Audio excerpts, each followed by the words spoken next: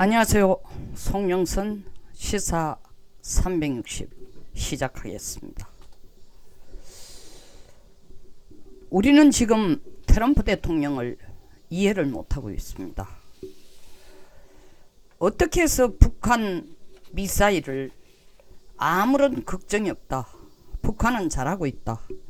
단거리 미사일이니까 걱정할 것 없다. 미국 안보에 직접적인 영향을 안 미친다. 어떻게 보면 과연 동맹국으로서 할 얘기인가 싶을 정도로 섭섭하기도 하고 의아하기도 하고 납득이 안 갑니다. 뿐만 아닙니다. 한일 간에 중재를 해달라고 우리가 그렇게 매달렸는데 아주 미온적이다. 심지어는 일본하고 짜고 치는 고스톱이 아닌가. 마지막 이틀 남겨두고 일본이 화이트리스트에서 한국을 제외한다고 발표하기 직전 가기에서 결정하기 이틀 전에서야 와서 좀 잘해보라 라는 거의 지나가면서 하는 말처럼 하는 둥 마는 둥 한 말을 하는데 미국이 우리를 완전히 버린 건가? 결론부터 말씀드리겠습니다. 미국은 트럼프 독트린에 이미 들어갔습니다. 트럼프 독트린 뭔지 한번 살펴보겠습니다. 닉슨 독트린과 아주 닮았습니다.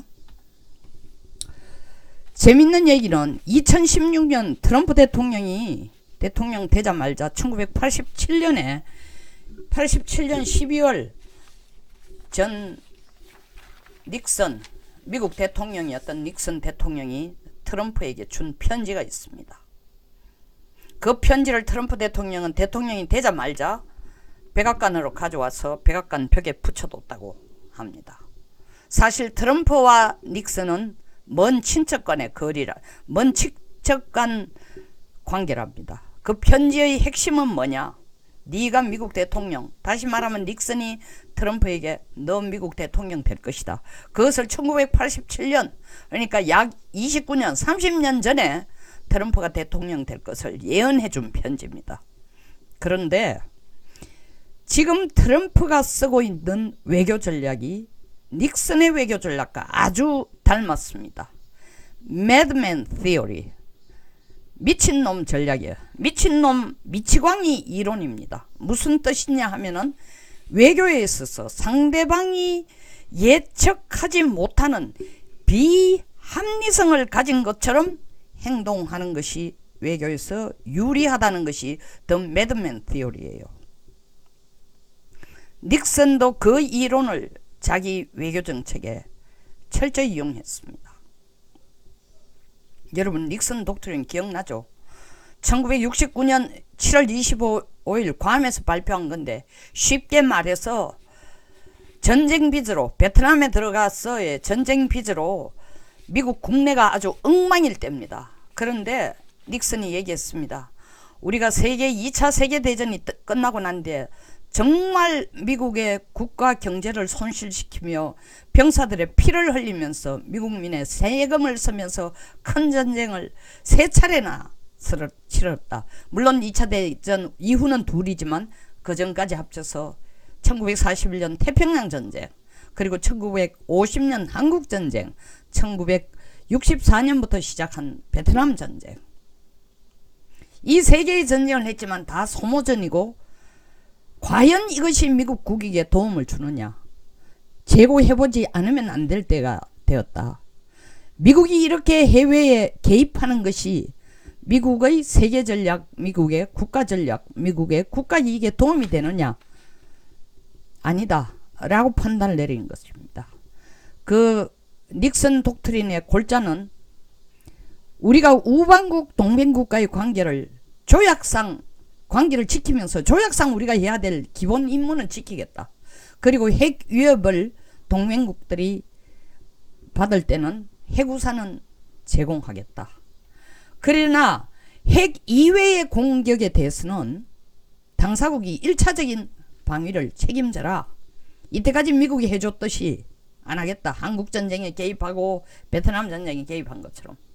그리고 그때에 미국이 할 수 있는 것은 군사와 경제 원조만 하겠다. 뒤집어 얘기해서 군사적 개입도 최소한으로 축소하겠다. 결론적으로 말하자면 너들 나라의 안보 군사는 너가 책임지라는 겁니다. 이 닉슨 독트린이 한국 안보에도 영향을 미쳤습니다. 한국 방위의 한국화를 만들어 온 거죠. 한국 안보의 한국화, 다시 말하면 Koreanization of Korean Security. 뭐 이 덕택에 우리는 사실은 자주국방이라는 걸 시작하지 않으면 안 되는, 결과론적으로 우리가 우리 방위를 우리가 해야 되겠다라는 데 눈을 뜨고, 그 당시 우리가 정말 자주국방에 관심을 갖고 나라를 지키는 일념으로 혼신을 바쳤던 위대한 대통령 박정희 대통령이 있었기 때문에 주한미군 감축하겠다라는 미국에 대해서 우리가 적극적으로 국방력, 한국 국방력 정대에 포커스를 맞췄습니다. 그런데 지금 트럼프는 내놓고 트럼프 독트린이라는 말을 하고 있지 않지만, 트럼프가 본격적으로 트럼프 독트린을 시작한 겁니다. 닉슨 독트린을 닉슨이 발표할 때와는 상황이 다른데도 불구하고 트럼프는 트럼프 독트린을 시작한 겁니다. 그리고 닉슨 독트린보다는 훨씬 더 큰 범위에서, 왜냐하면 그때만 해도 WTO 체제라는 게 없었습니다. 그 무역 관세를 통한 이득을 얻거나 세계 무역 체제를 통해서 상대적으로 시장을 공유하거나 시장을 같이 확대하거나 이런 이점을 볼 수 없었던 상황인데 비해서 지금은 그 범위가 단순하게 경제원조 군사를 넘어서서 경제적인 영역까지 전쟁의 이 당사국, 이익 당사국끼리 경제전쟁까지 이르게 된 상황이 됩니다. 이런 상황에서 우리는 트럼프를 이해를 못하는 거예요. 제가 트럼프의 대변인은 아닙니다. 그러나 우리가 미국에게 우리가 필요한 것을 요구하려면 미국의 전략을 정확하게 알아야 돼요. 일본을 이기기 위해서는 일본의 전략을 정확하게 이해해야 됩니다. 지피지기라는 거지 않습니까?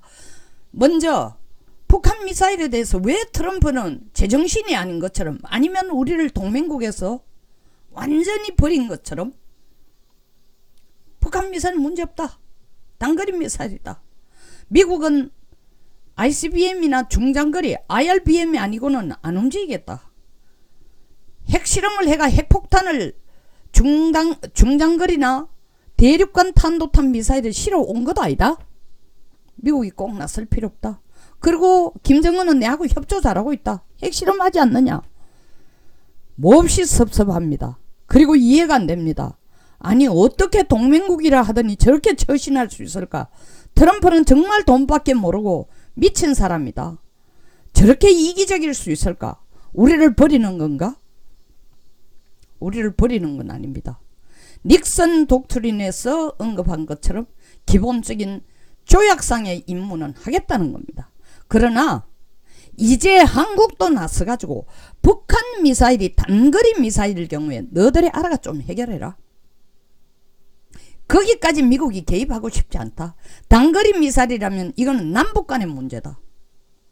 일본은 자기들이 그에 대해서 대응을 하고 있다. 준비를 하고 있다. 그리고 진작에 일본은 1990년대 초반부터 미국과 미사일 디펜스, 미사일 방어 체제를 공동 텐트하에서 추진해 왔기 때문에 유사시 그들은 혼자서도 막을 수 있는 사드 시스템까지 다 체제를 갖추고 있다. 한국 김대중 대통령 때 MD 같이 안 하겠다고 1991년 5월 CNN 방송에서 선언을 했습니다.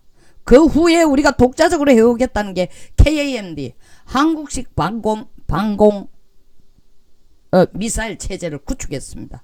근데 지금 북한에서 날리는 미사일, 특히 이스칸데르급 북한 미사일 KN-21, KN-23라는 것은 탄도, 기존의 탄도 미사일처럼 그 탄도가 포물선이 아니고 지그재기고 자기 예측 불가능하고 높이도 미사일의 고도도 우리가 페이트리어트 미사일로 막기에는 너무 높고 사드로 막기에는 너무 낮은 희한한 방어할 수 없는, 요격할 수 없는 공간을 날라오는 겁니다. 혼자서 감당이 안 됩니다. 그러나 미국도 지금은 거기까지 신경 쓰고 싶었지만 한국이 하는 짓이 너무 배은망덕하다. 고마운 줄도 모른다. 그리고 내가 나서서 북한 미사일은 핵은 없애주겠다까지 얘기를 했는데도 미사일과 핵의 비핵화에 대해서 한국이 적극적이지도 않다. 그렇다면 네가 알아서 좀 해봐라. 당장 북한이 날리는 것이 미국에게 직접적인 안보 위협이 안 되는데 왜 미국이 나서야 되느냐? 한국이 알아서 할 문제다. 또 우리는 지금 한일 간에 이렇게 무역 전쟁이 벌어졌는데 어떻게 미국이 이럴 수 있는가? 우리가 심지어 지소미아라는 카드까지를 들고 미국에게 압박을 가했다. 미국이 안 도와주면은 한일 간에 있어서 북한 핵과 미사일 정보를 같이 분석하고 정보 분석한 걸 같이 공유한다는 그 협정을, 그 내용을 협정으로 맺은 지소미아까지 파기하겠다는데 미국은 꿈쩍도 안 한다. 제발 일본이 백색 리스트에서 우리를 빼려고 하는데 미국이 빨리 나서가지고 뭔가 얘기 좀 해주라. 그런데 일본 가기에서 이걸 최종적으로 어제 결정하기 이틀 전에서야 겨우 폼페이오가 와서 한다는 얘기가 지나가면서 하는 말처럼 싸우지 말고 좀 잘해봐라 정도로 하고 간다. 이건 누구 약 올리는 거야? 그리고 진짜로는 미국이 아무것도 안 하고 있으면은 진짜로 한국을 버렸다. 동맹국으로서 어떻게 이렇게 할 수 있을까? 욕을 얻어먹을 것 같으니까 면피용으로 그 말 한마디 한 건가? 아니면은 일본과 사전에 짜고 치고 한국은 버리는 카드니까 일본이 하고 싶은 대로 하라는 것이었까? 저는 그게 아니라고 생각합니다. 너 두 나라의 문제 너가 알아서 해결해라. 여기까지 미국이 나서고 싶지도 않다. 미국이 꼭 나서지 않아도 당사자 간의 문제는 일단 이것도 1차적인 방위 문제니까. 단순하게 이것은 경제 문제가 아니고 방위 문제니까. 왜? 일본이 이걸 방위 문제로 들고 나왔으니까 한국도 똑같이 방위 문제, 북한 비핵화 문제로 인식을 하고 그 수준에서 같이 두 나라가 협력하고 협상해서 해결해라는 겁니다. 근데 우리는, 저는 계속 얘기했지만 거지건성이야. 필요할 때는, 필요 없을 때는 미국을 아주 욕하고 반미 감정을 부추겨가지고 현 정권에 도움이 되도록 유도하고, 심지어 부추기지까지 않았다면 반미 감정을 들고 일어나는 데 대해서 묵과하거나 무시하고 관심이 없는 척 내버려 둬서 진짜 트럼프를 참수하는 그런 퍼포먼스를 하는데도 정부가 말 한마디 안 하고 표현의 자유라고 던져주고 있는 이런 나라. 뭐가 답답해 한국이 나섰냐? 어쩌다가 둘이 한국과 일본이 싸우다 보면은 결국 싸우다 보면 답답한 놈 셈 판다는 식으로 둘이 알아서 필요한 방법을 찾아낼 것이다. 근데 우리는 평상시에 미국이 원하는 대로 협조도 적극적으로 안 하다 급할 때는 또 미국에 손을 내밉니다. 그러니까 미국도 한국을 신뢰할 수 없는 나라, 일본도 한국을 신뢰할 수 없는 나라라고 합니다. 이런 한국에 대해서 너가 정말 동맹국이라면 동맹국다운 태도를 취하라. 결국 볼턴이 한국을 찾아와서 지소미아 파기하지 말라고 할 줄 알았더니 그거는 아는 채 모르는 채 언급도 하지 않고, 결국 언급하지 않는 것은 한일과 너희들이 알아서 해결하라는 겁니다. 던져놔놓고 미국 국익에서 절실한 문제만 들고 왔습니다. 두 가지입니다. 호르무즈 해협에 파병할래 안 할래? 너희들의 석유 수입의 95%가 페르시아만을 거쳐서, 호르무즈 해협을 거쳐서, 오만만을 거쳐서, 아렘만을 거쳐서, 인도양을 거쳐서, 말라카 해협을 거쳐서 한국에 오지 않느냐? 우리가 우리라는 게 미국이 인도 태평양 사령부의 관할 하에 이 해상교통로, 너희들이 한국까지 석유뿐만 아니라 무역을 자유자재로 진짜로 중간에 통행료 하나 안 내고 해적의 위협 하나 안 받고 무역을 할 수 있도록 해상교통로를 지키는 일이 미국이 이때까지 공짜로 해줬다. 그게 바로 브레튼 우즈 체제의 혜택이다. 한국은 브레튼 우즈 체제가 1944년 만들어진 이후에 단 한 번도 여기에 대해서 해상교통로를 미국이 지켜준 데 대해서 고마운 줄 모르고 이 해상교통로를 좀 더 적극적으로 지키자. 중국이 그들의 세력을 확장시키면서 패권을 노리면서 남중국 이 말라카 해협을 가기 위해서는 반드시 거쳐야 될 남중국 해협을 막으려고 하는데, 항해 자유 작전을 못하도록 하는데, 한국 경제에도 한국 무역에도 직접적으로 영향을 주는 여기에 한국이 적극적으로 참여도 안 하는데, 그뿐만 아니라 중국이 나서는 1대1로에는 적극적으로 나서면서 정작 자기들이 해상교통로를 보호해야 자기들의 경제 저줄을 지킬 수 있는 한국이 미국이 이때까지 해주던 일에 조금이라도 자기들이 참여해서 기여하라는데 말 한마디 안 하고 있는데, 그러면 석유 사오는 채널, 석유를 수입하는 채널에 있어서 이란이 이렇게 호르무즈 해협을 위협하고 있는데, 너들이 앞으로 석유를 꼭 이란이 아니고 사우디아라비아, UAE 여기에서 사오고 싶어도 호르무즈 해협에 대한 안보는 필요하다. 파병할 거냐 안 할 거냐. 거북선을 뒤에 두고 정의용 실장이 볼턴과 앉아서 한 얘기가, 협력을 충분히 고려해보겠다. 아직 답을 주고 있지 않습니다. 미국 눈에는 꼽혀줘. 이게 동맹국이 할 태도냐 이거죠. 또 이번에는 볼턴이 또 하는 얘기가, 항모 파견 비용도 내라. 너들 한미 공동 군사 훈련할 때 이때까지 우리가 항모도 파견해주고 B-52도 갖다 주고 B2도 B1 바머, B2 전략 폭격기 다 공짜로 갖다 줬다. 기름도 우리가 뗐다. 한 번 훈련할 때마다 트럼프 말에 의하면 1억 불 가까이 돈이 드는데 한 푼도 내라 한 적 없다. 그런데도 너들은 주한미군 방위비 분담에 있어서 너들이 많이 낸다고, 일본보다 더 많이 낸다고 큰 소리 치면서 끝까지 깎고 있는데, 그래? 그럼 방위비 분담은 너들 수준이 원하는 대로 1억 불 조금 넘어서, 1조 원 조금 넘어서 1억 불이 아니라 1조 원 조금 넘어서 냈는데, 그럼 좋다. 그거 하고 따로 계산 한번 해봐라. 앞으로 한미 공동훈련할 때 우리가 보내는 항모, 전략 폭격기, 그리고 유투기 운용하는 거, 한국에 배치되어 있는 전략자산 운용비 낼 거냐 말 거냐. 이거 내기 싫어? 동맹국이 아니지. 동맹국이라는 게 뭐냐.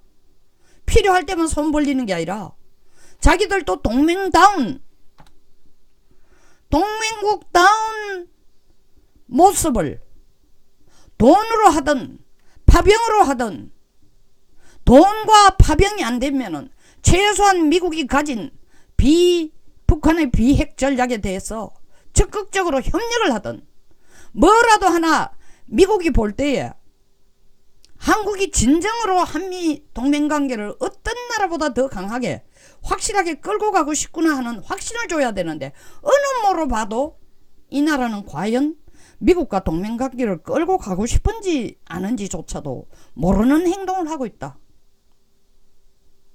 그런데 너들이 급하다고 나서서 한일 간의 문제 해결을 해달라는데, 일본하고 문제를 일으킨 거는 한국이 시작한 거다. 위안부 재단을 너걸 일방적으로 파괴하도록 만든 거 아니야. 미국이 뒤에서 조정한 거다. 이거 시킨 거다. 아니다. 강제징용 문제도 마찬가지다. 한일 청구권 협정에서 해결됐다면서.